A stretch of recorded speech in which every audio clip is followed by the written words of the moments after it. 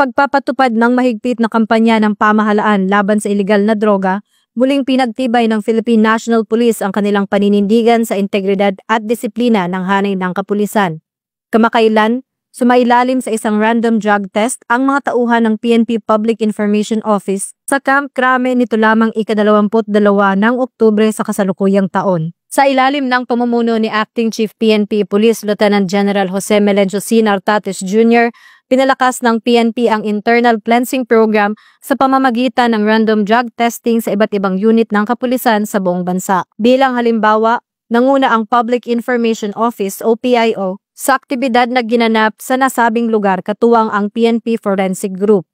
Pinangunahan mismo ni Police Brigadier General Randolph T. Tuanyo, PNP spokesperson at chief ng PIO, ang nasabing inisyatibo kung saan 37 uniform at non-uniform personnel ang voluntaryong sumailalim sa drug test.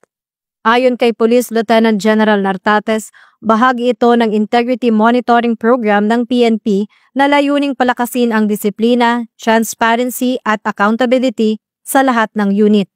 Dagdag pa rito, binigyang diin ni Police Brigadier General Tuanyo na ang pagsasagawa ng drug testing ay hindi lamang pagsunod sa kautusan, kundi patunay ng dedikasyon ng mga PNP personnel sa etikal na pamumuhay at profesionalismo.